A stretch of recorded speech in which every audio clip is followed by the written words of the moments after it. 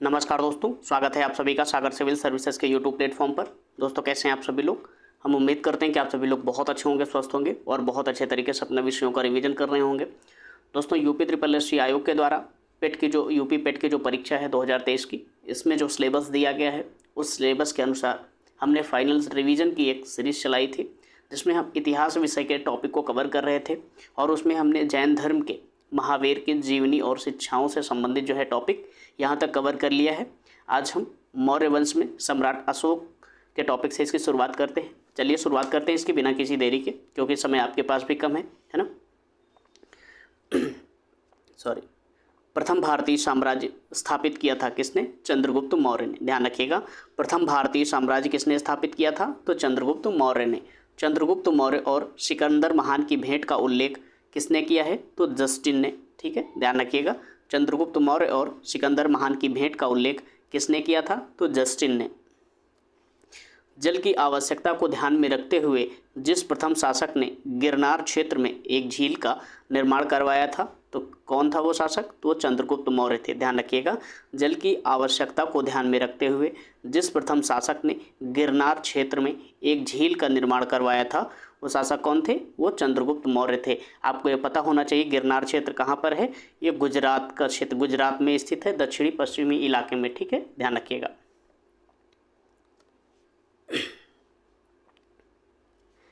अभिलेख जिससे यह प्रमाणित होता है कि चंद्रगुप्त मौर्य का प्रभाव पश्चिम भारत पर था, तो वह कौन सा अभिलेख है?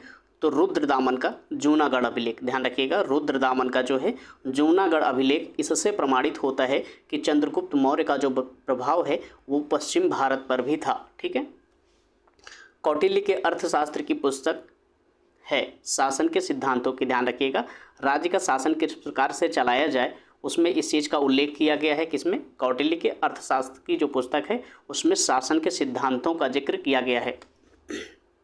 किसकी तुलना मैकियावेली के द प्रिंस से की जा सकती है?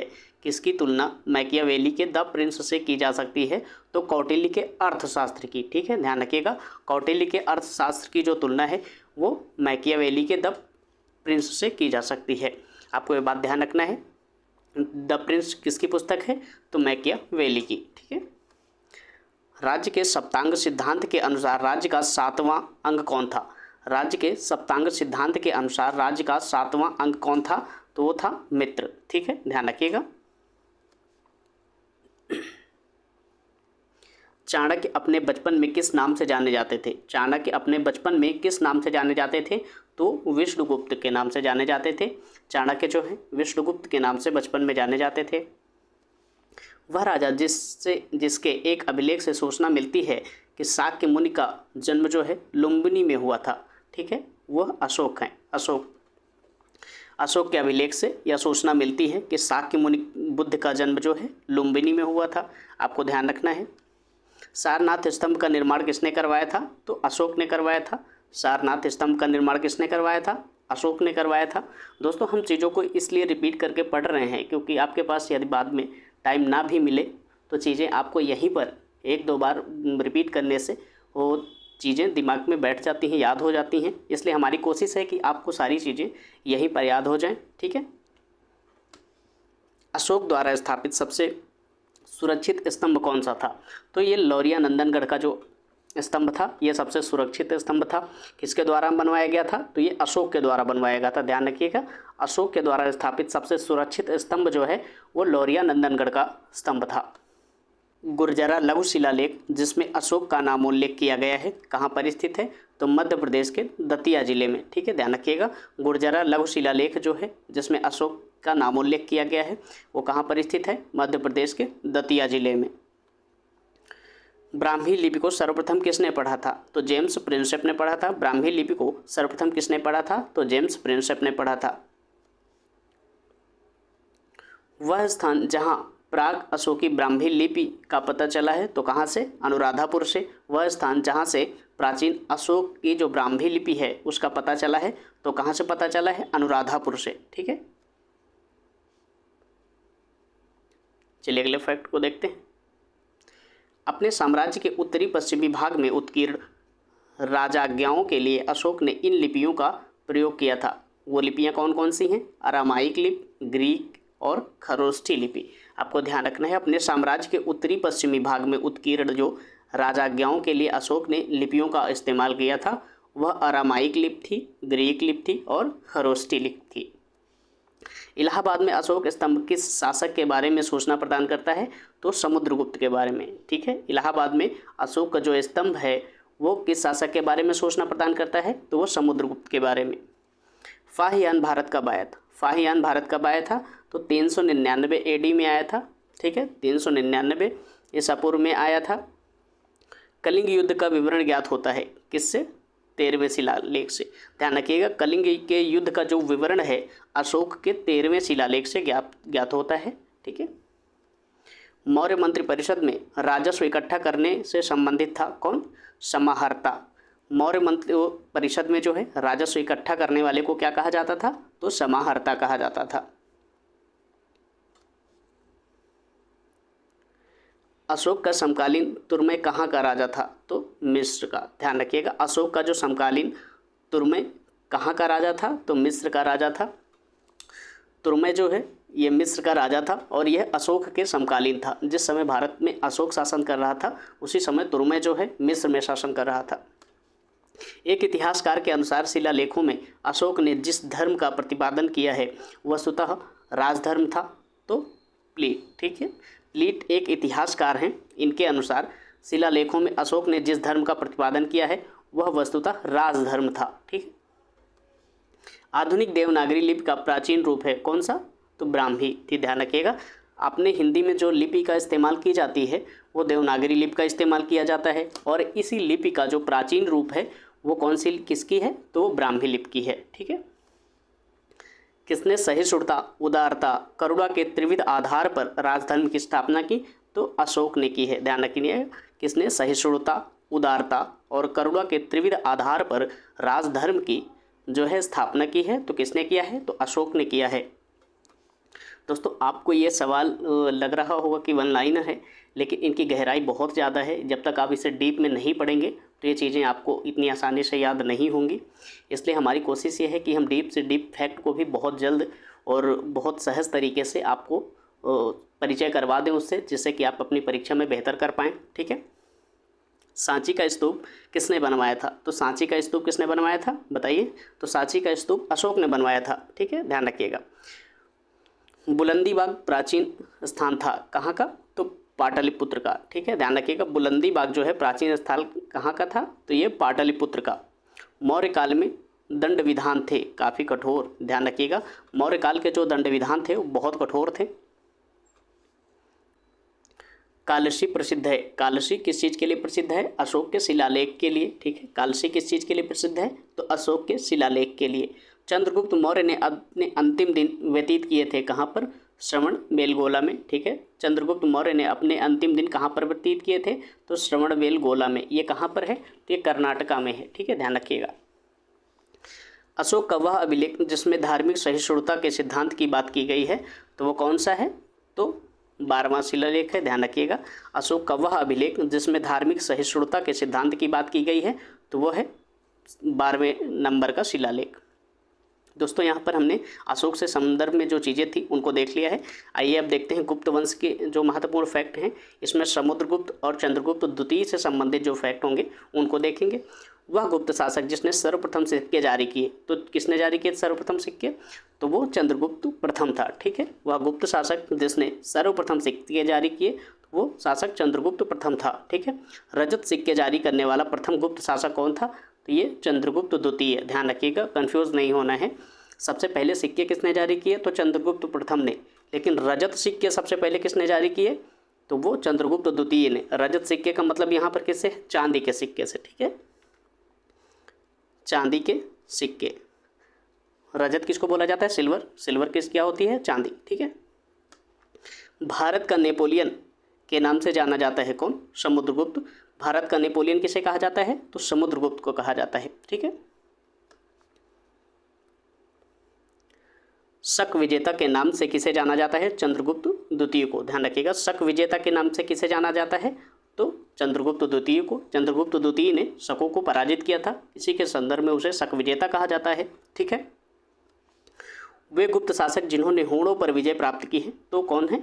स्कंदगुप्त। ठीक है, वे गुप्त शासक जिन्होंने हूणों पर विजय प्राप्त की है तो वो है स्कंदगुप्त।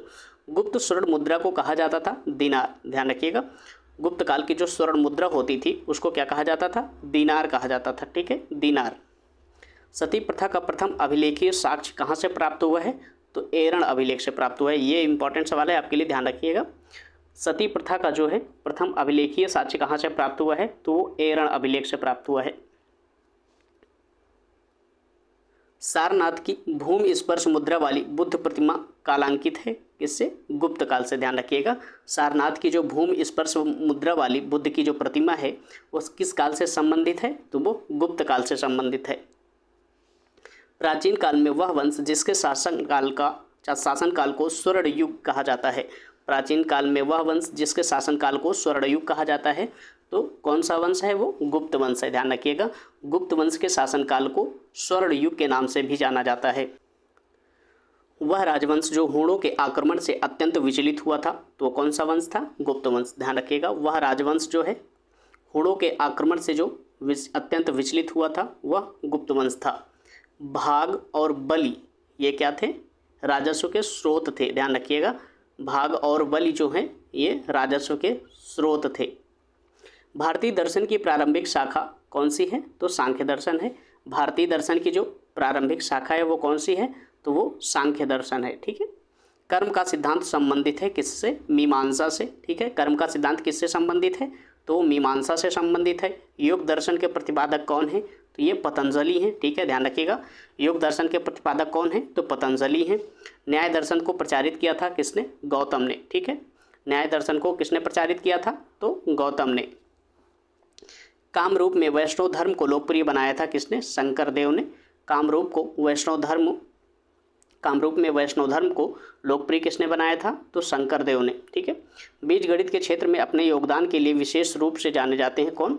भास्कर। ठीक है, भास्कर आचार्य जो हैं बीज गणित के क्षेत्र में अपने योगदान के लिए विशेष रूप से जाने जाते हैं कौन? भास्कर आचार्य।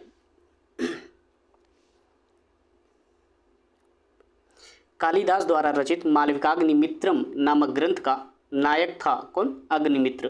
ध्यान रखिएगा, कालिदास के द्वारा जो रचित एक ग्रंथ है जिसका नाम क्या है? मालविकाग्निमित्रम, और उसका जो है नायक कौन था? तो अग्निमित्र। ठीक है, ध्यान रखिएगा। गुप्त काल में उत्तर भारतीय व्यापार संचालित होता था ताम्रलिप्ति बंदरगाह से। गुप्त काल में उत्तर भारतीय जो व्यापार है वो किस बंदरगाह से संचालित होता था? तो ताम्रलिप्ति बंदरगाह से। ठीक है, कुमारगुप्त प्रथम के मंदसौर अभिलेख में किस श्रेणी का उल्लेख है? तो रेशम बुनकरों का। ध्यान रखिएगा, कुमारगुप्त प्रथम के मंदसौर अभिलेख में, कहाँ पर? मंदसौर अभिलेख में किस श्रेणी का उल्लेख है? तो वो रेशम के बुनकर जो हैं उनका उल्लेख मिलता है उसमें, मंदसौर अभिलेख में। वह गुप्त शासक जिसको गुप्त शासकों में पहली बार अभिलेख जारी करने का दायित्व दिया जाता है तो समुद्रगुप्त। ध्यान रखिएगा, वह गुप्त शासक जिसको गुप्त शासकों में पहली बार अभिलेख जारी करने का दायित्व दिया जाता है तो कौन है? समुद्रगुप्त। गुप्त शासक जिसको भारत का नेपोलियन कहा जाता है तो किसे कहा जाता है? तो समुद्रगुप्त को। ध्यान रखिएगा, अभी हमने आपको पीछे भी डिस्कस किया था ये। इस शासक को भारत का नेपोलियन क्यों कहा जाता था? क्योंकि जिस तरह से यूरोप में नेपोलियन जो है अपने साम्राज्य के विस्तार के संदर्भ में अभियान करता था, उसी तरह भारत में समुद्रगुप्त ने भी अपने साम्राज्यों का विस्तार किया था। ठीक है, चलिए दोस्तों, आपके 7वें टॉपिक हर्षवर्धन से संबंधित जो महत्वपूर्ण फैक्ट उनको देख लेते हैं।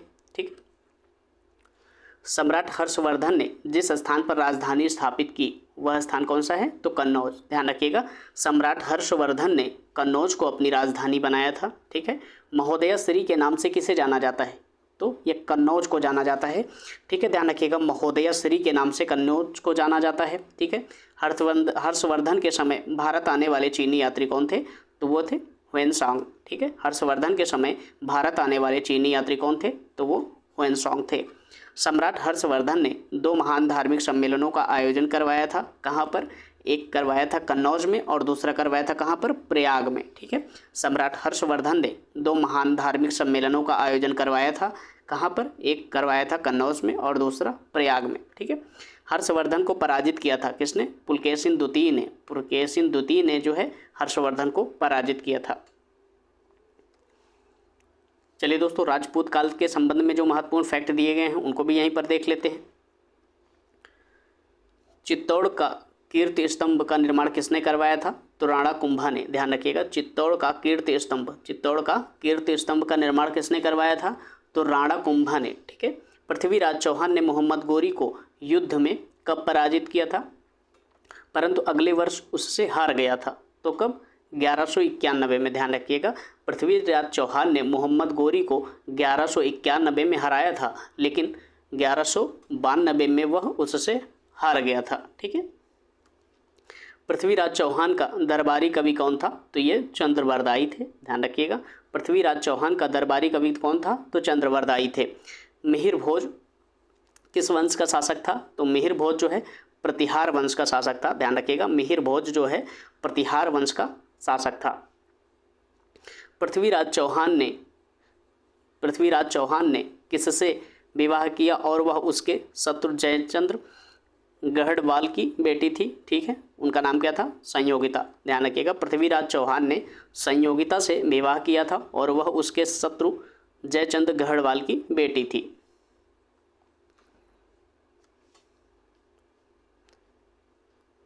पृथ्वीराज चौहान के पिता का नाम क्या था? सोमेश्वर चौहान। ध्यान रखिएगा, पृथ्वीराज चौहान के पिता का नाम क्या था? तो सोमेश्वर चौहान। 1191 में सुल्तान मोहम्मद गोरी को हराने वाले पृथ्वीराज तृतीय किस वंश के राजा थे? तो चाहमान वंश के। ठीक है, 1191 में सुल्तान मोहम्मद गोरी को हराने वाले पृथ्वीराज तृतीय जो हैं चाहमान वंश के राजा थे।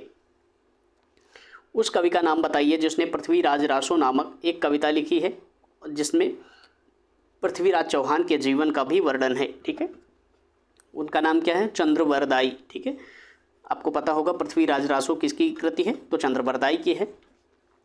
एक बार और देख लेते हैं, उस कवि का नाम बताइए जिसने पृथ्वीराज रासो नामक एक कविता लिखी है जिसमें पृथ्वीराज चौहान के जीवन का वर्णन है। तो किसके द्वारा लिखी गई है? वो चंद्रवरदाई के द्वारा लिखी गई है। आपको ये सवाल इस तरह से भी बन सकता है, चंद्रवरदाई की कृति पृथ्वीराज रासो में किस शासक के जीवन का वर्णन मिलता है? तो आपको बताना है पृथ्वीराज चौहान के।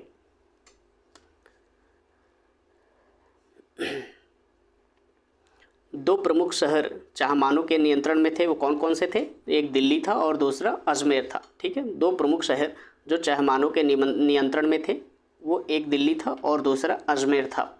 तराइन का प्रथम युद्ध कब लड़ा गया था? तो ये तराइन का प्रथम युद्ध जो है 1191 में लड़ा गया था। ध्यान रखिएगा, तराइन का प्रथम युद्ध कब लड़ा गया था? तो 1191 में लड़ा गया था। आपको ये बताना है कि तराइन का जो युद्ध है, प्रथम युद्ध किनके किनके बीच में लड़ा गया था। ठीक है, कमेंट बॉक्स में आप ज़रूर बताइएगा।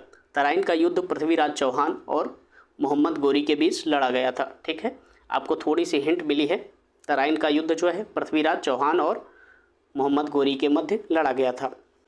गोविंद चंद गढ़वाल की रानी कुमारी देवी द्वारा धर्मचक्र जिन विहार में बनवाया गया था, तो कहाँ पर? तो सारनाथ में। ठीक है, गोविंद चंद गढ़वाल की रानी कुमारी देवी द्वारा धर्मचक्र जिन विहार में बनवाया गया था, तो कहाँ पर? सारनाथ में। दोस्तों, यहाँ पर हमने इन सब चीज़ों को देख लिया है। अब आइए इसी के साथ सल्तनत काल के भी महत्वपूर्ण फैक्टों को देख लेते हैं। ठीक है, वीडियो हो सकता है थोड़ी सी लंबी बने। दोस्तों, आपके पास समय कम है, आपको इधर उधर भटकना ना पड़े, तो इसीलिए सारी चीज़ों को कवर किया जा रहा है। एक साथ वीडियो में लॉन्ग वीडियो बनाने का प्रयास किया जा रहा है। यदि आपको एक बार देखने में थोड़ी सी प्रॉब्लम हो रही है तो आप वीडियो को पॉज कर लीजिएगा, बाद नेक्स्ट टाइम वहीं से देख लीजिएगा। ठीक है, सल्तनत काल के अधिकांश अमीर और सुल्तान किस वर्ग के थे? तो वो थे तुर्क के। ठीक है, ध्यान रखिएगा, सल्तनत काल के अधिकांश अमीर और सुल्तान जो थे वो तुर्क वर्ग के थे। सल्तनत काल में भूमि को नापने के लिए किस शब्द का प्रयोग किया जाता था? तो मसाहत को। ठीक है, सल्तनत काल में भूमि को नापने के लिए किस शब्द का प्रयोग किया जाता था? तो मसाहत का। सल्तनत काल में सैन्य विभाग के अध्यक्ष को क्या कहा जाता था? तो आरिज ए मुमालिक। ठीक है, सल्तनत काल में सैन्य विभाग के अध्यक्ष को क्या कहा जाता था? तो आरिज ए मुमालिक कहा जाता था। आपको ध्यान रखना है, आप सवाल इस तरह से भी बन सकता है पलटकर, सल्तनत काल में आरिज ए मुमालिक किस विभाग का अध्यक्ष होता था? तो वो सैन्य विभाग का। ठीक है, भारतीय इतिहास में सल्तनत काल के नाम से जाना जाने वाला काल कौन सा है? तो 1206 से 1526 ईस्वी तक। ध्यान रखिएगा, 1206 से 1526 ईस्वी। दोस्तों ये सवाल काफ़ी डीप हैं, आप ध्यान रखिएगा, इन्हें बहुत अच्छे से कंसंट्रेट करके चीज़ों को देखिएगा जिससे कि आपको चीज़ें याद हो जाएं। मंगोल आक्रमणकारी चंगेज़ खां भारत के उत्तर पश्चिमी सीमा पर किसके काल में आया था? तो किसके काल में आया था? इल्तुतमिश के काल में आया था। मंगोल आक्रमणकारी चंगेज़ खां जो है भारत के उत्तर पश्चिमी सीमा पर किसके काल में आया था? तो इल्तुतमिश के काल में आया था। ठीक है, भारत के वह मध्यकालीन शासक जिसने इक्ता व्यवस्था को प्रारंभ किया था, तो किसने? इल्तुतमिश ने। आपको ध्यान रखना है, भारत का वह मध्यकालीन शासक जिसने इक्ता व्यवस्था को चालू किया था, तो किसने किया था? तो इल्तुतमिश ने चालू किया था। आपको ध्यान रखना है, ई से इक्ता व्यवस्था, ई से इल्तुतमिश, थोड़ा सा कॉमन सेंस के लिए है ये। ठीक है, और मंगोल आक्रमणकारी जो चंगेज़ खां था वो भारत के उत्तरी पश्चिमी क्षेत्र से आया था, ये भी आपको ध्यान रखना है, और इल्तुतमिश के काल में आया था। चलिए अगला सवाल देखते हैं।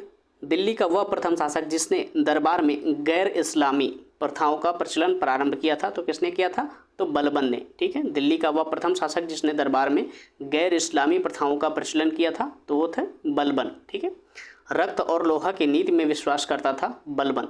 रक्त और लोहा की नीति में जो है कौन सा शासक विश्वास करता था? तो बलबन। बलबन के काल में विद्रोह करने वाला बंगाल का गवर्नर कौन था?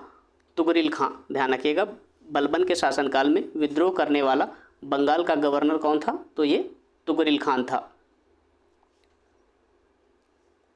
वह मध्यकालीन शासक जिसने सार्वजनिक वितरण प्रणाली को प्रारंभ किया था, तो अलाउद्दीन खिलजी। ध्यान रखिएगा, वह मध्यकालीन शासक जिसने सार्वजनिक वितरण प्रणाली को प्रारंभ किया था, तो अलाउद्दीन खिलजी। अपने आप को दिल्ली सल्तनत का खलीफा घोषित करने वाला शासक कौन था? तो मुबारक खिलजी था। अपने आप को दिल्ली के सल्तनत का खलीफा घोषित करने वाला जो शासक था कौन? मुबारक खिलजी। दिल्ली का वह सुल्तान जिसने उत्पादन या उपज का 50% भू राजस्व के रूप में वसूला था, तो वो अलाउद्दीन खिलजी था। ठीक है, दिल्ली का वह सुल्तान जिसने उत्पादन का या उपज का जो है 50% भू राजस्व के रूप में वसूला था, तो वह अलाउद्दीन खिलजी था। 1303 में काकतीय शासकों ने सेना ने किसकी सेना को वारंगल में परास्त किया था? तो अलाउद्दीन खिलजी की। ध्यान रखिएगा, 1303 में काकतीय शासकों की सेना ने अलाउद्दीन खिलजी की सेना को पराजित किया था। ठीक है, घड़ी अथवा ग्रह कर लगाने वाला दिल्ली का प्रथम सुल्तान कौन था? तो अलाउद्दीन खिलजी था। ध्यान रखिएगा, हाउस टैक्स इसी को बोला जाता है, तो आज भी सरकार के द्वारा लिया जाता है। घड़ी अथवा ग्रह कर जो होता है, इसको दिल्ली का प्रथम सुल्तान कौन था जिसने लगाया था? तो अलाउद्दीन खिलजी।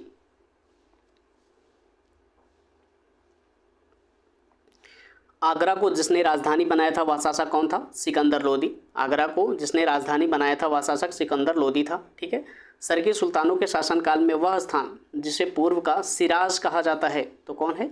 वो जौनपुर। ठीक है, जिस व्यक्ति ने कहा था हुनूज दिल्ली दुरस्त अभी दिल्ली दूर है, वह कौन से शासक थे? निज़ामुद्दीन औलिया। ध्यान रखिएगा, जिस व्यक्ति ने कहा था हुनूज दिल्ली दूरस्त अभी दिल्ली दूर है, वह शासक कौन थे?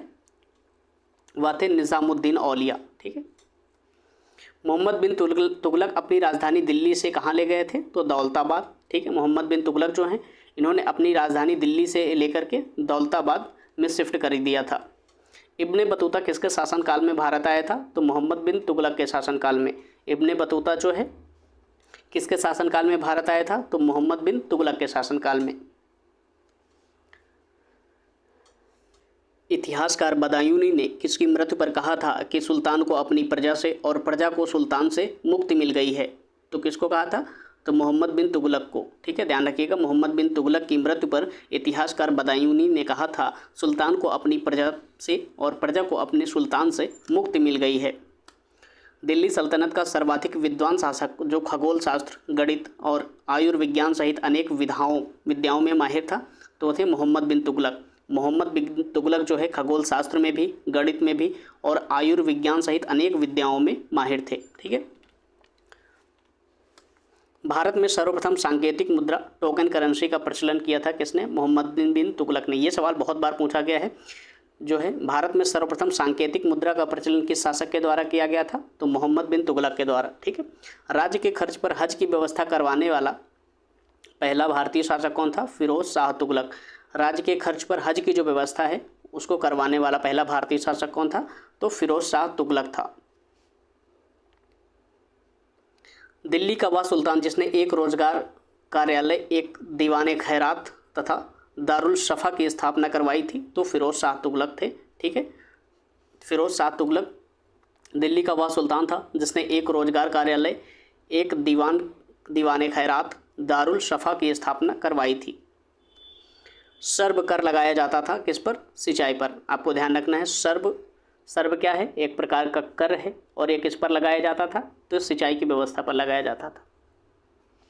दिल्ली का वह सुल्तान जिसने एक अनुवाद विभाग की, ध्यान रखिएगा, अनुवाद विभाग की स्थापना की, जिससे विभिन्न संप्रदायों के लोगों में एक दूसरे के विचारों की समझ बेहतर हो सके। तो वह शासक कौन है? फिरोज शाह तुगलक। ध्यान रखिएगा, फिरोज तुगलक ने एक अनुवाद विभाग की स्थापना की थी, जिससे विभिन्न संप्रदायों के जो लोग थे एक दूसरे के विचारों को जान सके, समझ सके।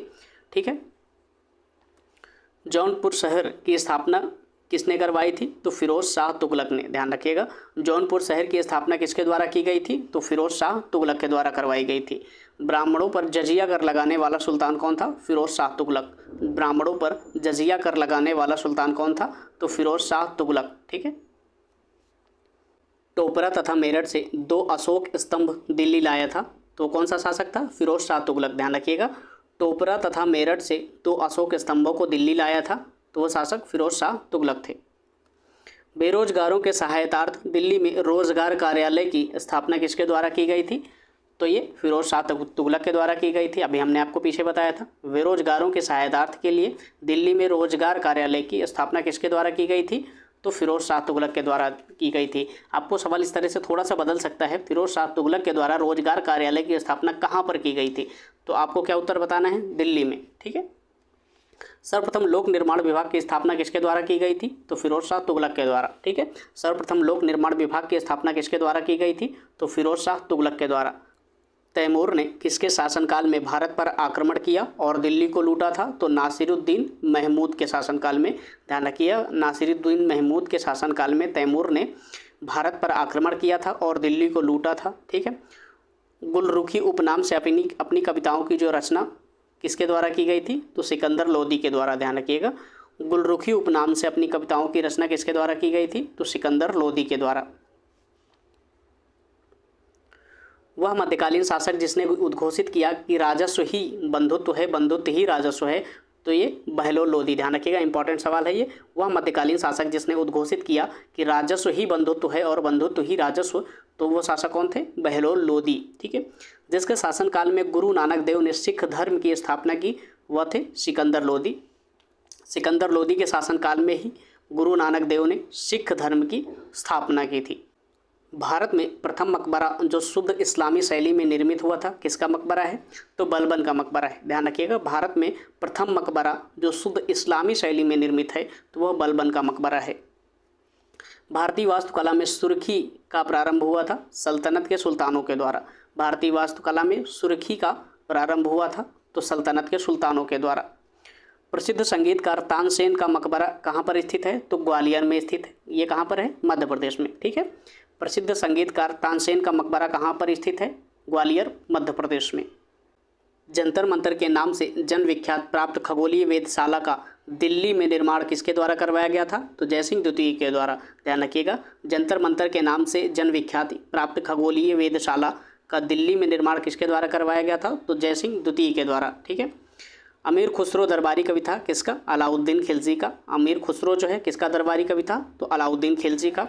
तूती ए हिंद अमीर खुसरो का जन्म हुआ था कहाँ पर? पटियाली में। ठीक है, तूती ए हिंद अमीर खुसरो का जन्म कहाँ पर हुआ था? तो पटियाली में हुआ था। अमीर खुसरो को क्या कहा जाता है? तूती ए हिंद, ये भी कहा जाता है, इस नाम से भी जाना जाता है, आप इसे ध्यान रखिएगा। ठीक है, अमीर खुसरो किसके विकास में अग्रगामी भूमिका निभाई है? तो खड़ी बोली के। ध्यान रखिएगा, अमीर खुसरो ने किस भाषा के विकास में अग्रगामी भूमिका निभाई है? तो खड़ी बोली के संदर्भ में।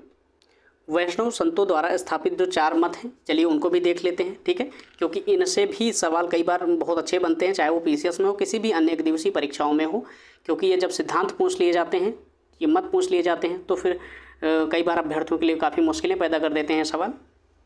रामानुजाचार्य के द्वारा जो है विशिष्टाद्वैतवाद की स्थापना की गई थी, विशिष्टाद्वैतवाद मत की स्थापना की गई थी।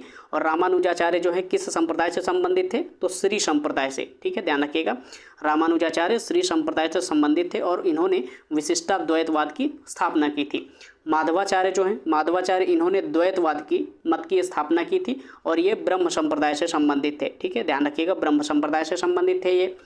विष्णु स्वामी जो है शुद्ध द्वैतवाद के से जो है प्रवर्तक थे। विष्णु स्वामी जो है शुद्ध द्वैतवाद के प्रवर्तक थे और ये रुद्र संप्रदाय से संबंधित थे। ठीक है, रुद्र संप्रदाय से।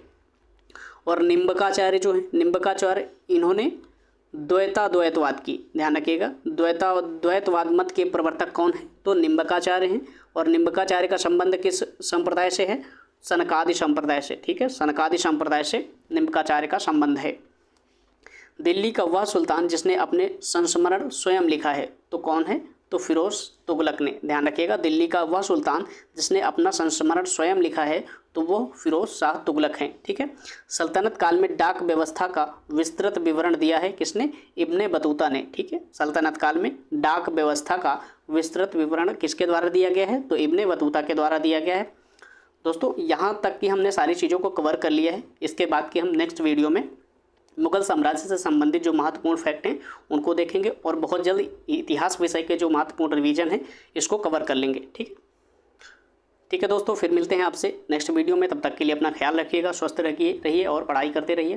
दोस्तों, चलते चलते आपसे छोटी सी रिक्वेस्ट है, यदि आपको हमारा प्रयास पसंद है, हमारी मेहनत पसंद है, तो आप प्लीज़ वीडियो को लाइक कर लेना, चैनल को सब्सक्राइब कर लेना और बेल आइकॉन को ऑन कर लेना, जिससे आपको आगे के वीडियो की सूचनाएँ मिलती रहें। ठीक है दोस्तों, फिर मिलते हैं, तब तक के लिए धन्यवाद।